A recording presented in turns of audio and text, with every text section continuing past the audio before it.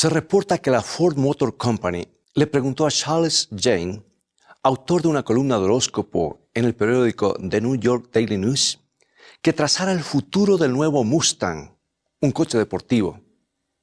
Jane respondió con este horóscopo: los nacidos en septiembre 21, el día en que el Mustang salió al mercado, están particularmente dotados con las cualidades únicas de la eficiencia y capacidad de recursos. Su luna en relación con el verano indica que ustedes son altamente innovadores e individualistas. Esencialmente, su patrón planetario está tan bien balanceado que tienen que tener la seguridad de una vida exitosa y productiva. ¿Solamente un truco de relaciones públicas? Por supuesto. Pero miles de compradores lo tomaron en serio y escogieron y compraron un Mustang por creer en el horóscopo. ¿Quién hizo que el horóscopo se cumpliera? ¿Las estrellas o acaso los compradores? Toma tu Biblia y mantente en sintonía.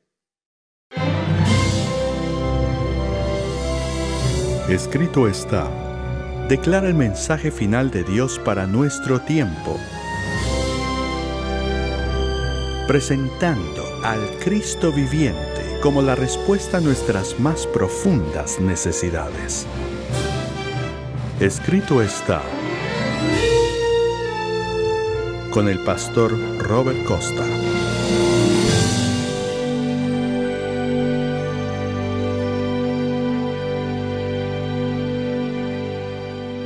Jane Dixon, la psíquica popular en Washington, le debe parte de su fama a una visita que ella dice que le hizo a Franklin Delano Roosevelt.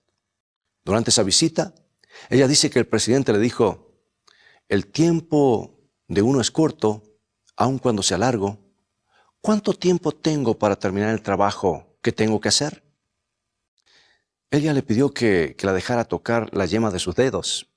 Él estiró hacia adelante sus grandes manos y mientras ella tomaba sus vibraciones, ella buscó desesperadamente desviar la conversación y evitar una respuesta.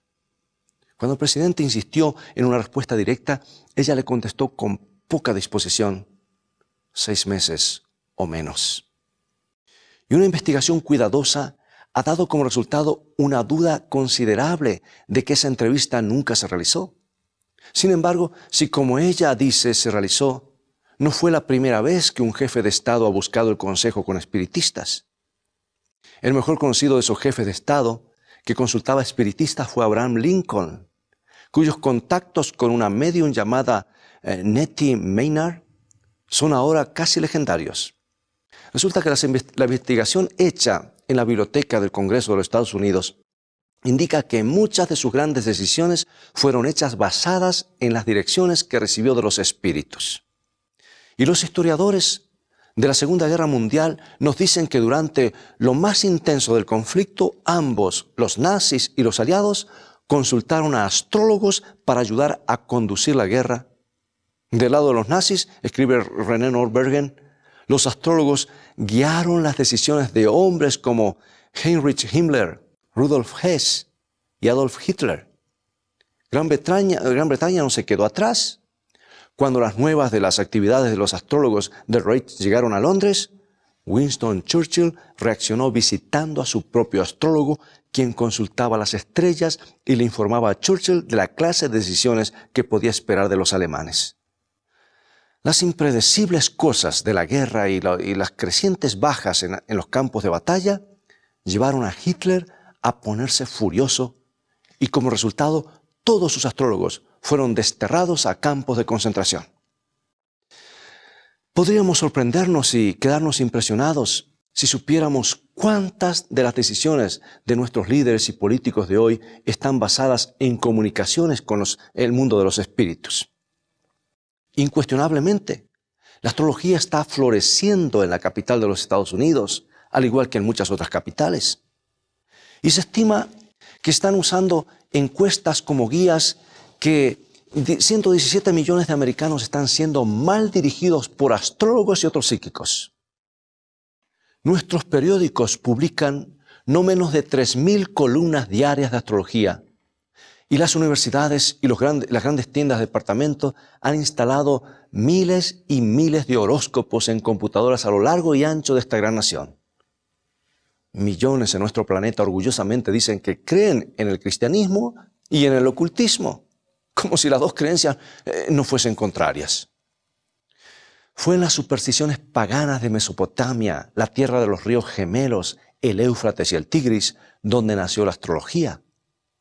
Puede ser que se haya originado en esa área del mundo tan lejos como tal vez 3000 años atrás. De todos modos, la ciudad de Babilonia pronto se volvió el centro de la práctica de las artes de la adivinación.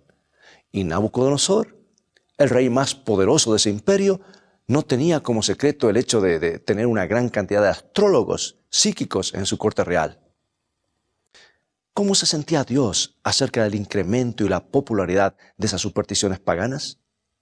¿Cómo se sentía acerca de las varias herramientas usadas por los psíquicos para predecir el futuro? Bueno, esto no es difícil de descubrir porque Él específicamente prohibió el uso de todas estas artes psíquicas a su pueblo.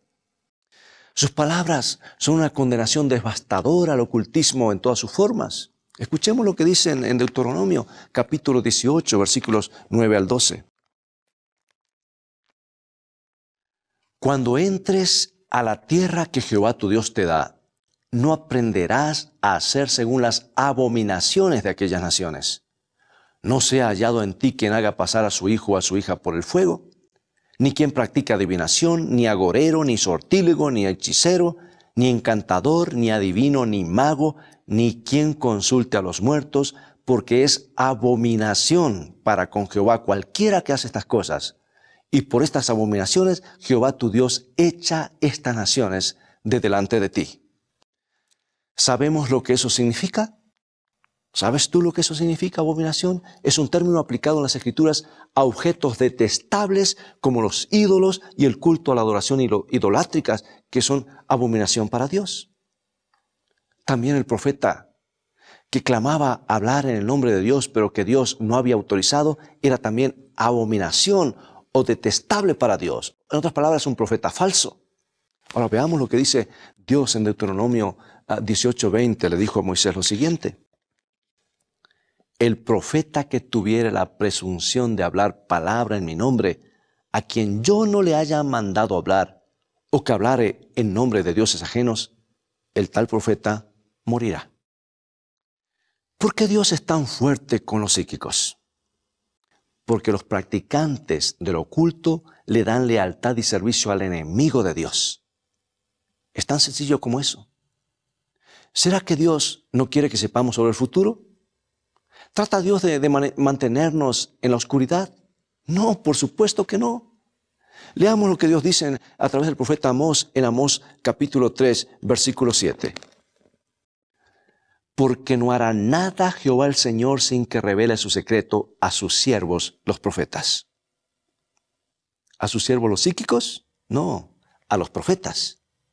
¿Y cómo se comunica con los profetas? Vamos otra vez a la Biblia y vamos a ver muchos textos, porque Dios es muy claro en esto. Números, capítulo 12, versículo 6. Y Él les dijo: oíd ahora mis palabras, cuando haya entre vosotros profeta de Jehová, le apareceré en visión, en sueños hablaré con él. ¿Y cómo sabemos que es un verdadero profeta? Vamos a la palabra de Dios. Dios siempre tiene la respuesta. Isaías capítulo 8, versículo 20. A la ley y al testimonio, si no dijeren conforme a esto, es porque no les ha amanecido. Visiones y sueños, la ley y el testimonio, no a través de mediums espiritistas, no a través de guías espirituales, no a través de la bola de cristal, no a través de cartas y horóscopos, sino en visiones y sueños.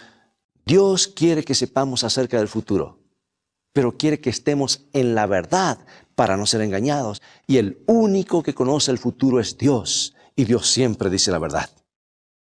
Dios tiene un camino mejor, un plan mejor, la profecía iluminadora de su palabra. Jesucristo dice a sus discípulos sobre el Espíritu Santo en San Juan capítulo 16, versículo 13, lo siguiente: Pero cuando venga el Espíritu de verdad, Él os guiará a toda la verdad, porque no hablará por su propia cuenta, sino que hablará todo lo que oyere y os hará saber las cosas que habrán de venir. Aquí está. Aquí está, a través del Espíritu Santo, Dios nos revela el futuro y nos dice toda la verdad. Pero volvamos a Babilonia. Al Dios mirar ese imperio poderoso desde el rey para abajo, que estaba envuelto en el ocultismo, adorando ídolos, volviéndose a los psíquicos buscando consejo. Cuando Dios vio todo eso, ¿acaso dijo, Babilonia es malvada, Babilonia no tiene esperanza, entreguémosla a la destrucción? ¿Dijo eso? No. Dios amaba a todos los que estaban en Babilonia. Él no los dejaría perder sin hacer todo lo posible para salvarlos. Y determinó empezar por la cabeza de ese imperio poderoso.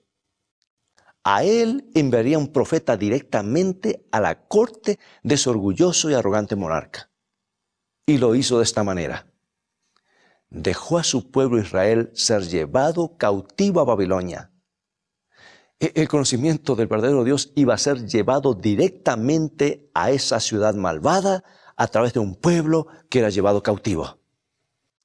Ahora alguien estará diciendo, espera, ¿tú quieres decir que Dios permitió que la calamidad viniera a su propio pueblo para que Él hiciera algo por Babilonia? No. El pueblo de Dios, con excepción de un pequeño núcleo de fieles, se había apartado de Él vez tras vez. Nada sino la cautividad en la tierra extraña los haría despertar y recapacitar. Podemos ver que cuando Dios hace las cosas, Él integra todas las cosas perfectamente, de tal manera que nadie sea innecesariamente afectado. Y la cautividad era disciplina para Israel y una manera para testificar acerca del verdadero Dios en Babilonia. Entre esos hebreos cautivos había algunos sobresalientes, jóvenes inteligentes y leales a Dios. Casi inmediatamente ellos fueron descubiertos y preparados para ocupar altas posiciones en la corte del rey. Uno de ellos fue Daniel, el gran profeta. Daniel no podía imaginarse ni soñar en las grandes cosas que Dios tenía en reserva para él y también para Babilonia. Dios iba a captar la atención del orgulloso rey y estaba a punto de desafiar a todos los psíquicos. Y Dios comenzó dándole un sueño, no a Daniel, sino al mismo rey. Y después haciendo que lo olvidara completamente. El rey estaba seguro de una sola cosa, que era algo de suma importancia. Los psíquicos se metieron en un grave problema, tanto que ellos no podían imaginárselo. Interpretar el sueño no hubiera sido para ellos su mayor problema. Cualquiera puede darle una interpretación a un sueño. Cualquiera puede tramar o inventar alguna interpretación si se conoce el sueño. Pero este rey estaba pidiendo algo ridículamente irrazonable. Por lo menos era lo que ellos pensaban.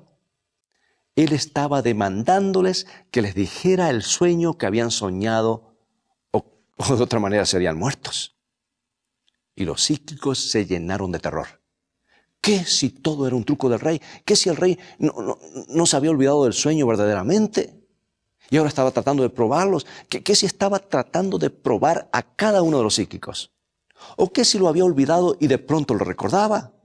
Ellos no se atrevían a inventar un sueño. Así que Dios le estaba dando al rey y a los psíquicos una lección y una prueba.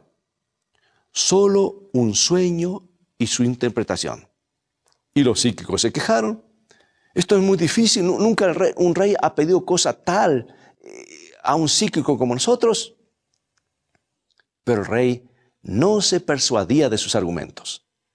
Él estaba determinado a saber lo que había soñado y lo que significaba, y él lo demandaba de esos psíquicos que estaban recibiendo el sueldo de la corte real. Y cuando ellos reconocieron que no podían hacerlo, el rey los condenó a muerte. Y puesto que el rey no podía diferenciar entre un profeta y un psíquico, Daniel y sus compañeros fueron apresados junto con los psíquicos para ser ejecutados y exterminados. El rey no sabía qué diferencia hay entre un psíquico y un profeta, pero pronto lo sabría. Y Dios quería mostrarle la diferencia. Daniel, sin ningún temor, pidió ser llevado ante la presencia del rey. Él pidió tiempo para comunicarse con su Dios por medio de la oración y prometió que regresaría con el sueño y la interpretación.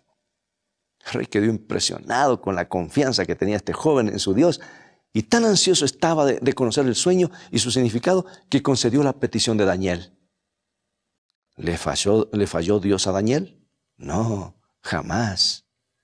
En visión de noche, Dios le reveló a Daniel el sueño del rey y su significado. Y temprano en la mañana, Daniel buscó al capitán encargado de la ejecución. No mates a los psíquicos, dijo Daniel. Llévame al rey y le diré el sueño que soñó. No mates a los psíquicos. Pero primero, él quería que el rey entendiera que él, Daniel, no tenía en sí mismo una sabiduría superior. Más bien, solo el Dios que conoce el futuro que ahora iba a ser revelado al rey. Algo que ningún psíquico o espiritista podía hacer. Ahora vayamos a la historia. El segundo capítulo de Daniel. Es maravilloso este capítulo y vamos a comenzar en el versículo 31 en adelante. Escuchemos cómo el rey, mientras Daniel le declara lo que soñó, estaba reaccionando. Aquí tenemos Daniel 2:31 en adelante. Tú, oh rey, veías, he aquí una gran imagen. Esta imagen, que era muy grande y cuya gloria era sublime, estaba en pie delante de ti y su aspecto era terrible. Sí, al arrogante constructor de Babilonia, constructor de estatuas y adorador de imágenes, Dios le estaba mostrando lo que tenía más posibilidad de atraer su atención. Le había mostrado una estatua o una imagen alta e impresionante, justamente lo que le gustaba adorar. Y ahora Daniel se le estaba describiendo con todo detalle. Vamos a avanzar. Daniel 2:32 y 33. La cabeza de esta imagen era de oro fino, su pecho y sus brazos de plata, su vientre y sus muslos de bronce, sus piernas de hierro, sus pies en parte de hierro y en parte de barro cocido. Eso era exactamente lo que el rey había visto. Pero algo le había pasado a la estatua. ¿Podría Daniel saberlo? El rey se inclinó hacia adelante, sin aliento, en anticipación a lo que Daniel iba a decirle. Y aquí lo encontramos, versículos 34 y 35. Estabas mirando hasta que una piedra fue cortada no con mano e hirió a la imagen en sus pies de hierro y de barro cocido y los desmenuzó. Entonces fueron desmenuzados también el hierro, el barro cocido, el bronce, la plata y el oro, y fueron como tamo de las eras del verano, y se los llevó el viento sin que de ellos quedara rastro alguno. Mas la piedra que hirió a la imagen fue hecha un gran monte que llenó toda la tierra. Oh, el rey estaba absolutamente sorprendido. A Daniel no se le había escapado nada, ni un detalle. Pero la pregunta surge ahora, ¿qué significaba todo eso? ¿Por qué la estatua estaba hecha de distintos metales? ¿Por qué no era toda hecha de oro? ¿Qué era aquella piedra que iba a aplastar y desmenuzar la imagen? Daniel le había dicho el sueño y ahora prosiguió con la interpretación del mismo sin faltarle nada. Daniel 2:38. Tú eres aquella cabeza de oro. Al orgulloso monarca le gustó esta declaración. Era muy apropiado que él fuera la cabeza de oro. Aún el Dios de Daniel se daba cuenta de la grandeza y el poder de Babilonia y su rey. Pero por supuesto el rey había sido adulado antes. ¿Podría ser que el joven que estaba delante de él era un astuto político que trataba de ganar favores de él? No. Las siguientes palabras de Daniel eran claras, demasiado claras para confundirse. Daniel estaba diciendo algo que ningún adulador de ese mundo le hubiese dicho al rey. Daniel 2:39. Y después de ti se levantará otro reino inferior al tuyo, y luego un tercer reino de bronce, el cual dominará sobre toda la tierra. El Dios de Daniel no le estaba diciendo lo que el rey quería oír. Su reino no duraría para siempre. Iba a ser sucedido por otro reino inferior y otros más. Ahora, ¿no es interesante que un tiempo después las palabras de Daniel todavía estaban grabadas en la mente del rey y resonaban en su memoria, y que el rey decidiera construir una estatua gigantesca toda de oro solamente? ¿O cómo quería él eternizar su reino? Y él la levantó en la planicie de Dura y mandó a todo el mundo a adorarla. Pero Daniel tenía que continuar. Daniel 2, 39 y 40. Y después de ti se levantará otro reino inferior al tuyo, y luego un tercer reino de bronce, el cual dominará sobre toda la tierra. Y el cuarto reino será fuerte como hierro, y como el hierro desmenuza y rompe todas las cosas, desmenuzará y quebrantará todo. ¿Qué estaba Dios revelando al rey? ¿Le estaba acaso comunicando que muy pronto habría un asesino en el palacio? ¿Le estaría diciendo que al siguiente día no se montaría en su carroza porque las estrellas no estaban a su favor? No, por supuesto que no. Dios le estaba revelando al rey y a nosotros el desarrollo de la historia por anticipado, con muchos siglos de anticipación. ¿Pasó así como el rey lo soñó y como Daniel lo reveló y lo interpretó? Y fue en los días de Daniel, cuando estaba entrado en años, que Babilonia fue conquistada por Ciro de Persia. Fue durante la fiesta del rey Belsasar. Los medos y los persas, representados por los brazos de plata y de la estatua, reinaron por cerca de 200 años. O sea que sucedieron al reinado de Babilonia. Entonces entró en la escena del mundo Alejandro el Grande con su reino de bronce. Y luego entró el reino de Roma, el cuarto reino, el cuarto imperio universal. No podía haber sido otro. 4 imperios mundiales. ¿No piensas que podía haber un quinto? No, nunca. El mundo no vendría a estar bajo el gobierno de un hombre. Roma fue el último de los gobiernos mundiales porque Dios así lo dijo y Dios conoce el futuro y Dios siempre dice la verdad. Bueno, Daniel continuó explicando cómo el reino de hierro sería dividido. Que sería dividido en 10 reinos representados por los 10 dedos de los pies de la estatua. Y esos 10 reinos, las modernas naciones de Europa nunca se unirían la una con la otra. Dijo el profeta en Daniel 2:43. Así como viste el hierro mezclado con barro, se mezclarán por medio de alianzas humanas, pero no se unirán el uno con el otro, como el hierro no se mezcla con el barro. ¿Qué pensamos de todo esto? No se pegarían el uno con el otro. Las naciones de Europa no se pegarían, no se unirían, no habría un próximo imperio universal. ¿Cómo lo podría Dios haber dicho mejor? No se pegarían el uno con el otro. Esas son 7 palabras que han chocado con los sueños de cada dictador de la historia de Europa desde el tiempo de los Césares. Esta es la razón que explica la repetición misteriosa de un hombre detrás de otro aspirando a gobernar el mundo y que se ha tornado en fracaso. Pero Daniel no había terminado. Oye lo siguiente, Daniel 2:44. Y en los días de estos reyes, el Dios del cielo levantará un reino que no será jamás destruido, ni será el reino dejado a otro pueblo, desmenuzará y consumirá a todos estos reinos, pero Él permanecerá para siempre. Oh, benditas palabras. En los días de estos reyes, los reyes de la moderna Europa, o sea, nuestros días, como el próximo gran evento de la historia de esta tierra, Dios intervendrá. El Señor Jesucristo aparecerá en las nubes del cielo. Él es esa roca, la roca de los siglos, y su reino nunca terminará. ¿Podemos imaginarnos por qué el rey estaba maravillado? Dios había demostrado al rey y a nosotros el amplio y marcado contraste entre el mensaje trivial de los practicantes de artes y ciencias ocultas y la marcha y cumplimiento de los enunciados proféticos en la historia. Dios nos ha dado una vista panorámica del futuro como ningún espiritista lo hubiera podido hacer. Y los psíquicos, todos ellos, quedaron confundidos y avergonzados. Aquí no hay artes de adivinación, ni predicciones acomodaticias. Medida con reglas humanas, la profecía de Daniel, por su perfección y cumplimiento histórico, tiene que ser de Dios. No puede ser de otra manera. ¿Cómo pudo saber Daniel que el imperio de Babilonia, en la cumbre de su apogeo, cuando estaba en lo mejor, cuando predecían que iba a durar para siempre, iba a caer en manos de un imperio inferior? ¿Cómo pudo saber que 4 imperios mundiales no iban a ser seguidos por un quinto?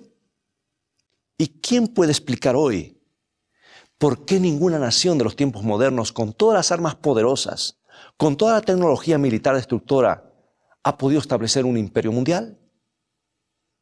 ¿Por qué Nabucodonosor, Ciro, Alejandro y César pudieron hacerlo con armas muy inferiores a las de hoy? Todos los que han tratado de levantar un quinto imperio mundial se han estrellado con la profecía de Daniel. Y la profecía no ha podido ser desmentida, sino corroborada y cumplida hasta en sus detalles. Sí, amigo y amiga, los psíquicos de Babilonia fueron confundidos. Fueron confundidos nuevamente en los días del rey Belsasar en la caída del imperio. Una y otra vez, en el correr de los siglos, los psíquicos han sido confundidos y con ellos todos los que le han seguido. Todos en la confusión, en las tinieblas. Demasiado tarde aprenderán que el único lugar seguro para saber el futuro es la palabra de Dios, porque Dios es el único que conoce el futuro y Dios siempre dice la verdad. Y su confusión y remordimiento no tendrá descripción. Pero tú no tienes que experimentar esa confusión. No necesita ser para nosotros un día de remordimiento el día de Dios y la venida de nuestro Señor. El mensaje de Daniel, el último análisis, es la pronta venida de Jesucristo y la instauración de su reino eterno. La segunda venida de Cristo es el gran acontecimiento delineado en la profecía para la culminación de la historia que Dios nos ha dado. Jesús, mi amigo y amiga, está viniendo pronto. Y mientras tanto, te pido en el nombre del Señor Jesús que hagas de la Biblia tu libro guía, el libro para tu vida, y que sea la luz de tu conciencia. Nunca te arrepentirás. Nunca tendrás remordimientos. La Biblia no te llevará por un camino de confusión, sino que te llevará al hogar eterno. ¿Quisieras orar conmigo? Oremos.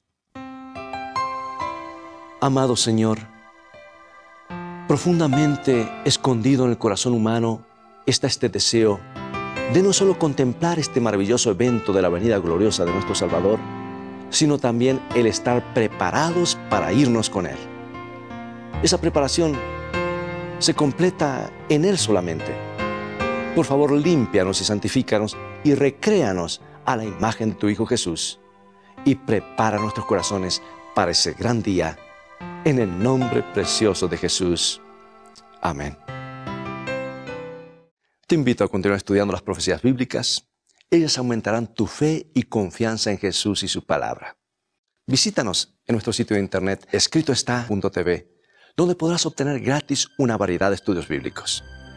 Dios te bendiga y recuerda, escrito está, no solo de pan vivirá el hombre, sino de toda palabra que sale de la boca de Dios.